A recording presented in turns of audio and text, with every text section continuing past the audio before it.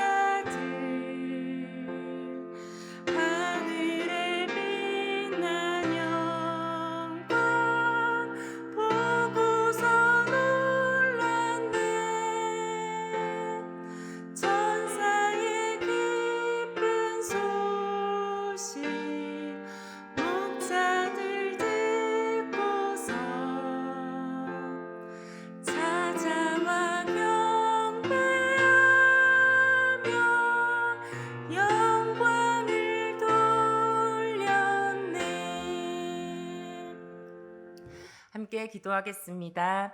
이 시간 주님을 예배하고 사랑하는 마음이 회복되도록 기도하겠습니다. 또 두 번째로 교회를 위해 기도하겠습니다. 승리교회는 믿음의 저력이 있는 교회입니다. 모든 예배 가운데 하나님의 은혜를 풍성하게 부어주셔서 현실의 어려움 속에서 흔들리는 사람들이 눈을 들어 주님을 바라보게 해주시기를, 다시 믿음으로 서게 하시기를 간구하겠습니다. 또 이 땅의 평화를 위해 기도하겠습니다. 한 해를 정리하는 이 시점에도 온 세상이 코로나로 고통받고 있습니다. 주님이 계시기에 여전히 소망이 있습니다. 주님께서 온 세상을 향한 치유와 회복의 은혜를 부어주셔서 우리가 당연히 여겼던 일상이 회복되도록 간구하겠습니다. 이 제목 가지고 다 함께 기도하시겠습니다.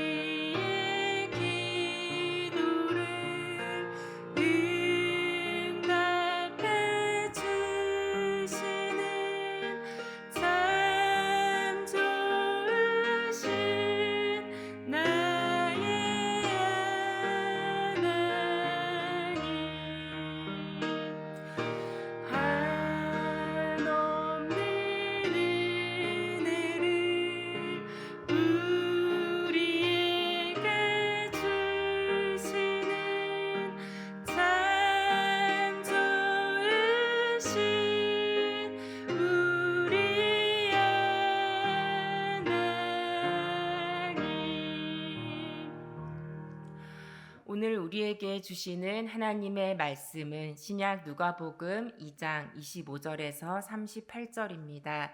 신약 89쪽에 있습니다. 저와 여러분이 한 절씩 교독합니다. 제가 먼저 25절을 읽습니다. 예루살렘에 시므온이라 하는 사람이 있으니 이 사람은 의롭고 경건하여 이스라엘의 위로를 기다리는 자라. 성령이 그 위에 계시더라.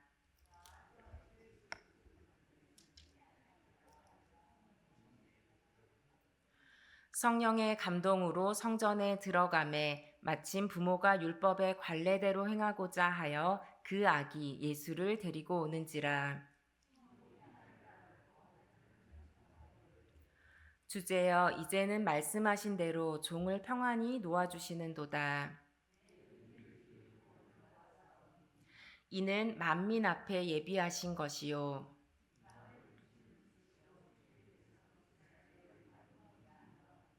그의 부모가 그에 대한 말들을 놀랍게 여기더라.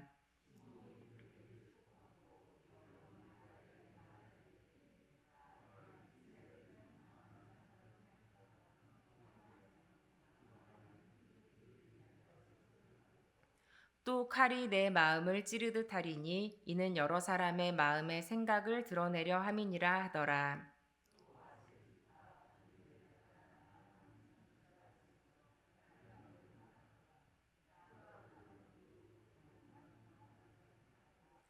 과부가 되고 84세가 되었더라. 이 사람이 성전을 떠나지 아니하고 주야로 금식하며 기도함으로 섬기더니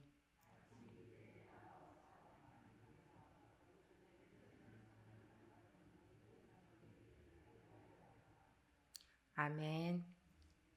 샬롬. 이 새벽에 기도의 자리에 나오신 모든 성도님들에게 신실하신 주님의 은혜가 함께 하시기를 진심으로 축복합니다.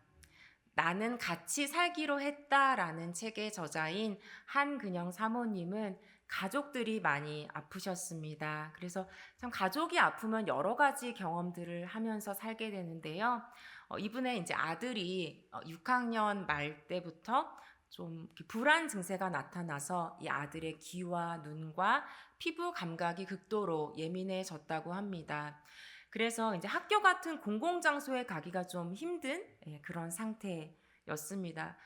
그러다 보니까 참 엄마와 부딪힘이 있을 수밖에 없는데요.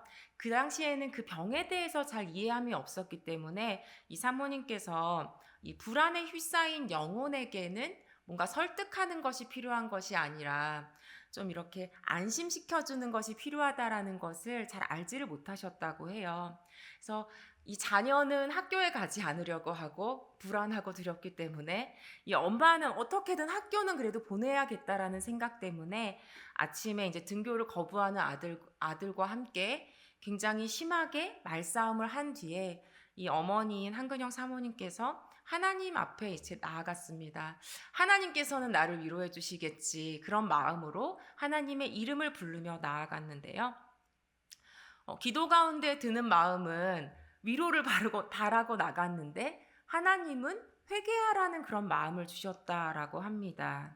그래서 그 회개하라는 마음이 탁 들어서 어떻게 해야 되나 기다리고 있는데 그때 이 아들 방에서 인기척이 났다고 해요. 그래서 마치 나는 잘 내키지 않지만 하나님께서 등을 떠미시는 것 같은 그런 마음이 들어서 아들에게 가라고 하시는 것 같아서 아들에게 다가갔습니다. 그래서 이 어머니가 참 겸손한 게 아들에게 그냥 가서 무릎을 꿇으셨대요. 무릎을 꿇고 엄마가 미안해, 무조건 잘못했어.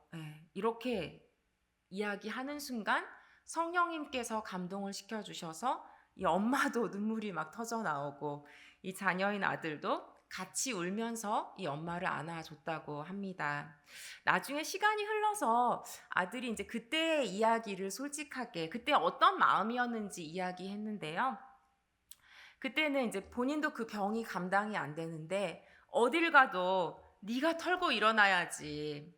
아직도 그러고 있니? 이런 소리를 들으니까 너무나 마음 가운데 그 어린 마음에 죄책감이 들었다고 합니다. 근데 그때 이 자녀에게 가장 갈급했던 것은 누군가 나를 끝까지 이해해 주는 것이었고 그리고 미안하다는 말을 듣고 싶었다라는 거예요. 그게 아픈 아이들에게는 정말 중요한 약이다라고 나중에서야 이렇게 이야기하는 것이었습니다. 그 당시에는 이 어머니가 아들의 마음을 잘 알지 못했는데 이제 성령님께서 인도해 주셔서 아들이 간절히 원했던 그 미안하다는 말을 엄마의 입을 통해서 하게 하신 것이죠. 오늘 본문에도 이 성령님의 인도하심을 따른 사람들의 이야기가 나옵니다. 바로 여러분들 잘 아시는 시므온과 안나입니다. 당시 이스라엘이 처한 상황은 암울했습니다. 하나님의 말씀은 들려지지 않았고 또 현실적으로는 이 로마의 지배 아래서 살아가는 굉장히 어둡고 암울한 그런 상황 가운데 있었죠. 그런 상황 속에서 이 시므온은 어떤 사람이었냐? 25절에 보니까 의롭고 경건하여서 이스라엘의 위로를 기다리는 자였다라고 합니다. 그 당시 이렇게 어둡고 캄캄한 현실 속에서 유대인이라면, 하나님을 믿는 유대인이라면 누구라도 약속된, 이 구약 성경에서부터 계속해서 약속되어 온 메시아를 기다릴 것이기에 여기까지는 이 사람이 이 신앙적인 유대인을 대표하는 인물이구나라고 생각하게 됩니다. 그런데 25절 후반부에 이런 말씀이 있는데요. 성령이 그 위에 계시다라고 말씀하고 있습니다. 이 시므온에게는 유대인에게 공통적으로 있는 그 약속, 하나님께서 구약 성경에서부터 약속해 주셨던 그 메시아를 기다리는 그 약속을 붙드는 것을 넘어서서 성령이 그 위에 계셨다라고 말씀하고 있는 것입니다. 심지어 26절에는 이런 말씀이 있는데요. 그리스도를 보기 전에는 죽지 아니하리라는 성령의 지시를 받았다라고 말씀하고 있습니다. 이것이 그냥 은유적인 표현이 아니라 진짜로 이 사람의 생애 동안 이 그리스도를 만나야만 죽음을 맞을 수 있다라는 말씀이죠. 이 시므온에게는 하나님의 이 메시아 약속이 희미한 것이 아니라, 멀리 있는 것이 아니라 예수를 만나야만 이 땅에서의 삶이 끝나는 개인적이고 구체적인 부르심이었습니다. 안나는 어떻습니까? 이 안나는 심지어 과부였습니다. 지금과는 또 다르게 고대 사회에서는, 그 당시에서는 과부는 사회적인 돌봄이 필요한 대상이었고 혼자 힘으로는 생계를 제대로 이어갈 수 없는 그런 존재였죠. 근데 이 결혼해서 사신 시간보다 과부로서 산 시간이 훨씬 기신 분이에요. 그런데 이분에 대해서 성경에서 무엇이라고 말씀하고 있냐? 37절에 성전을 떠나지 아니하고 주야로 금식하며 기도함으로 섬겼다라고 말씀하고 있습니다. 저에게는 이 말씀이 이 안나가 주어진 현실 속에, 주어진 상황 속에서 굴복하지 않고 하나님을 사랑하여서 주야로 하나님과 함께 했다라고 해석이 됩니다. 시므온은 평범한 사람이었고 안나는 이 평범한 것보다 더 어려운 연약한 존재였죠. 인간적인 눈으로 보기에는. 그럼에도 불구하고 이들에게는 특별함이 있었습니다. 그것은 바로 성령의 사람이었고 그 삶의 유일한 내용이 하나님이셨다라는 것입니다. 이 새벽에 오늘 또 날씨도 추워졌는데 기도의 자리에 나오신 성도님들 한 분 한 분이 정말 성령의 사람으로 하나님을 우리 삶의 내용이라고 고백할 수 있는 그런 축복이 있기를 진심으로 원합니다. 그런데 수많은 아기가 이 정결 예식을 위해서 예루살렘에 올라왔을 텐데 시므온은 어떻게 예수님을 알아보았을까요? 27절을 보니까 27절 앞부분에 성령의 감동으로라고 말씀하고 있습니다. 동일한 말씀을 우리 세번역 성경에서는 성령의 인도로라고 말씀하는데요. 아직 사도행전에 성령 강림의 역사가 일어나기 전이죠. 그리고 아직 예수님의 모습은 어떤 모습이냐면 겉모습을 봤을 때는 그냥 아기예요, 아기. 모르겠습니다. 하나님께서 특별한 광채를 예수님께 비춰주셨는지 모르겠지만 어쨌든 겉모습은 아기에 불과한 모습인데 성령님이 인도하셨다라는 것입니다. 우리 사람들은 이 복잡한 생각으로 가득할 때가 참 많죠. 그래서 어쩌면 오늘을 살아가는 그리스도인들, 오늘을 살아가는 우리 잃어버린 것은 그냥 단순하게 성령님의 인도하심에 순종하는 것, 단순히 성령님의 인도하심을 따르는 것을 참 많이 잃어버렸다라는 생각이 드는데요. 여러분들, 우리의 그 가득한 생각을 내려놓고 그냥 단순하게 성령님의 인도하심을 따르면 된다라는 것을 기억하시길 바랍니다. 하나님이 맡겨주신 일들조차 내 뜻대로, 내 힘대로 하려다가 이 빛을 어둠으로 바꾸고 그리스도의 향기가 아니라 악취만 풍길 때가 참 많습니다. 하지만 성령의 사람은 순종함으로 성령의 인도함을 따릅니다. 그리고 그냥 단순하게 시므온과 안나가 했던 것처럼 찬양하며 놀라워하며 감사하며 하나님이 가르치시는 대로의 삶을 살아가는 것이죠. 본문 속에서 이 아기일 뿐인 예수님의 모습을 알아보고 이분이 그 오랫동안 약속되었던 메시아라는 것을 찬송하는 것이 참 신기하지 않으십니까? 시므온과 안나는 평범한 아기라고 실망하지 않았습니다. 그들은 메시아를 정확하게 알아보고 단순히 찬양하고 예언하고 감사하고 증언했습니다. 그런데 오늘 본문에서 좀 주목하게 되는 말씀은 우리 시므온이 29절부터 찬송을 시작하는데요. 이 찬송의 첫 마디가 29절 한번 보시겠어요? 종을 평안히 놓아주시는도다라고 찬송하고 있습니다.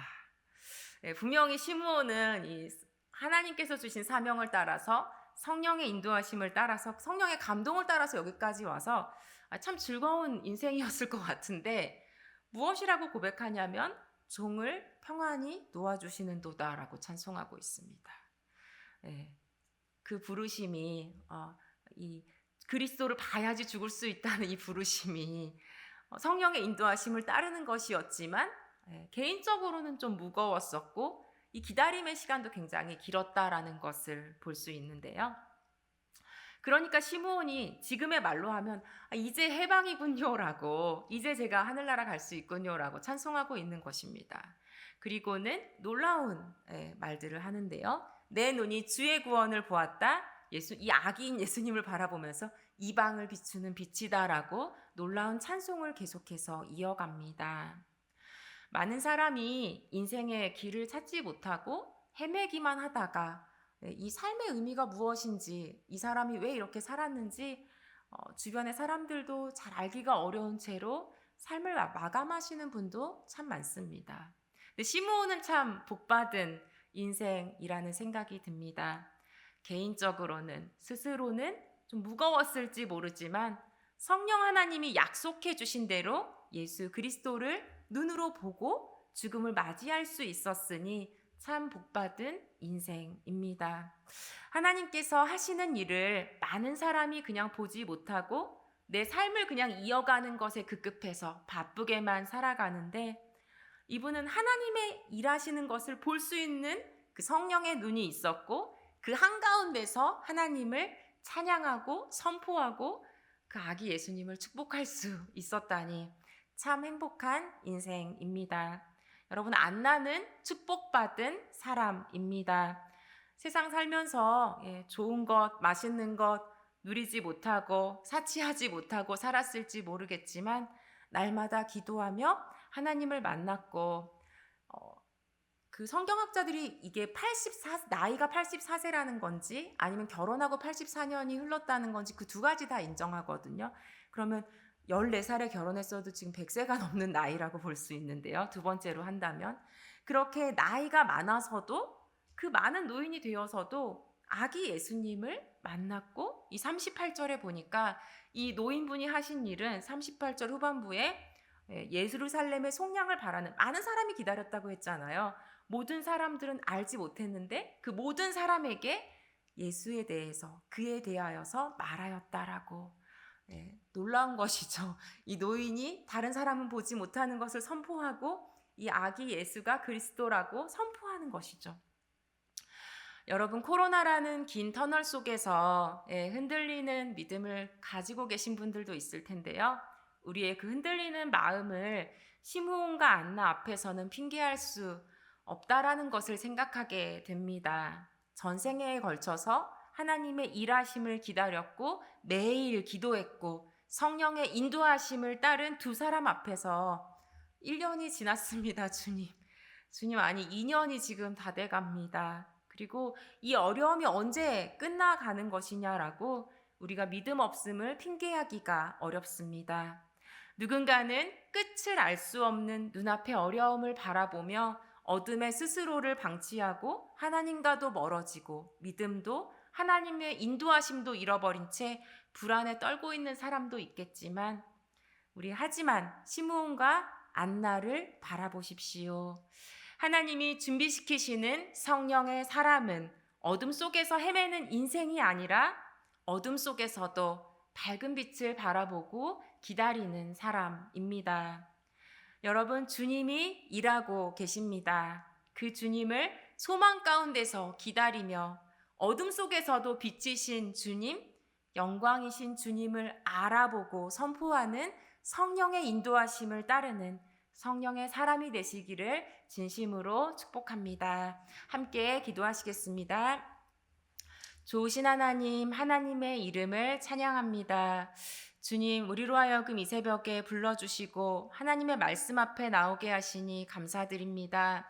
하나님, 우리의 지친 마음도 믿음 없음도 주님 앞에 내려놓기 원합니다. 우리가 다 알 수 없지만 하나님, 다시 한번 우리의 영성을 회복시켜 주시고 다시 한번 주님께서 기뻐하시는 것들을 바라보며 주님이 하시는 일을 바라볼 수 있는 믿음을 회복시켜 주시옵소서. 이렇게 기도했으면 좋겠습니다. 이 시간 기도하실 때 우리 하나님 인도해 주시옵소서. 이렇게 잠깐 기도하시겠습니다. 좋으신 하나님, 주님의 이름을 찬양합니다. 주여, 우리와 함께하여 주시옵소서. 주님 성령의 인도하심을 따르는 우리 한 사람 한 사람이 될 수 있도록 주님 축복해 주시옵소서. 좋으신 하나님, 주님의 이름을 찬양합니다. 우리로 하여금 온전히 주의 은혜 가운데 거할 수 있도록 함께하여 주시옵소서. 주의 성령의 인도하심을 따르는 이 하루가 되게 하시고 어려운 상황 속에서도 성령의 감동하심을 따라 순종하는 인생이 될 수 있도록 축복해 주시옵소서. 감사드리며 살아계신 예수 그리스도의 이름으로 기도드립니다. 아멘. 이제는 우리 주 예수 그리스도의 은혜와 하나님의 사랑과 성령의 교통하심이 성령의 인도하심을 따르기 원하는 머리 숙인 성도님들 위에 축복으로 주신 가정 위에 우리에게 맡겨주신 일터 위에 온 세상 가운데 영원토록 함께 하시기를 간절히 축원하옵나이다. 아멘. 이 시간 우리 주신 말씀 기억하며 기도했으면 좋겠습니다. 주님께 우리의 모든 마음을 맡겨드리고 성령님께서 우리의 작은 삶을 인도해 주시기를 우리의 부르심을 다시 한번 회복시켜 주시고 다시 한번 성령의 임재 가운데 걸어갈 수 있도록 인도해 달라고 그 주님의 인도하심에 순종하는 마음을 회복시켜 달라고 기도했으면 좋겠습니다. 함께 기도하시겠습니다.